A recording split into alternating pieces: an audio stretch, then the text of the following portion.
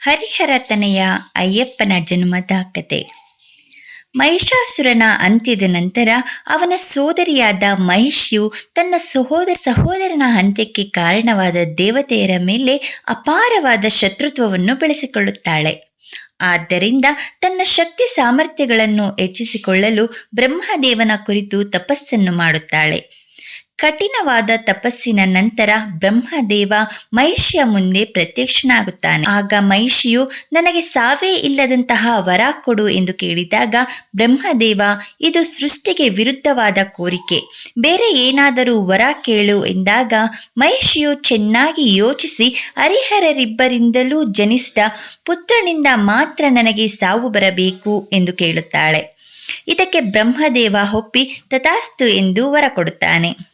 ಆಗ ಮಹಿಷಿ, ಹರಿಹರ ಇಬ್ಬರು ಪುರುಷರಿಂದ ಪುತ್ರ ಸಂತಾನವಾಗುವುದು ಅಸಾಧ್ಯ, ಇನ್ನು ನನಗೆ ಸಾವೇ ಇಲ್ಲ ಎಂದು ತನ್ನ ಜಾಣ್ಮೆಯನ್ನು ಹೊಗಳಿಕೊಳ್ಳುತ್ತಾ ಅಹಂಕಾರದಿಂದ ಮೆರೆಯುತ್ತಾಳೆ. ಇದೇ ಅಹಂಕಾರದಿಂದ ದೇವತೆಯರನ್ನು ಹಿಂಸಿಸಲಾರಂಭಿಸುತ್ತಾಳೆ. ಮಹಿಷೆಯ ಹಿಂಸೆಯನ್ನು ತಾಳಲಾರದೆ ಇಂದ್ರಾದಿ ದೇವತೆಯರು ಹಾಗೂ ಋಷಿ ಮುನಿಗಳು ಶಿವ ಮತ್ತು ವಿಷ್ಣುವಿನ ಬಳಿ ಬಂದು ಕೇಳಿಕೊಳ್ಳುತ್ತಾರೆ.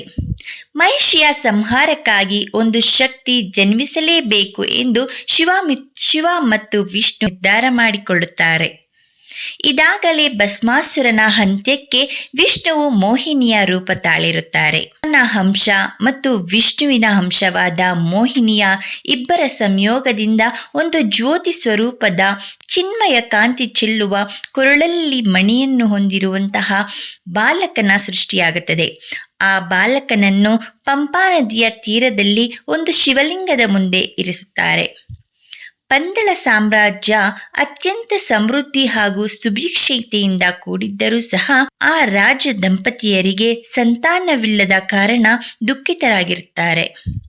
ಸಂತಾನಕ್ಕಾಗಿ ಯಾವಾಗಲೂ ಶಿವನನ್ನೇ ಪ್ರಾರ್ಥಿಸುತ್ತಿದ್ದರು. ಒಂದು ಸಲ ಪಂದಳ ಸಾಮ್ರಾಜ್ಯದ ಅರಸ ರಾಜಶೇಖರನು ಕಾಡಿಗೆ ಬರುತ್ತಾನೆ.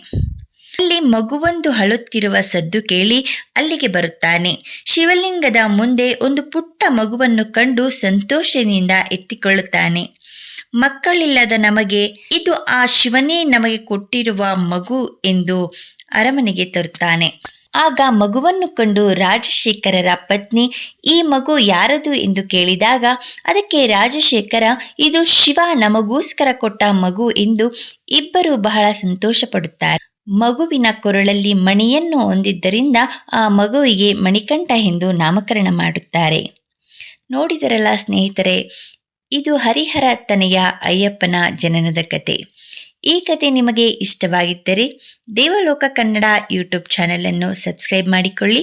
Thank you for watching.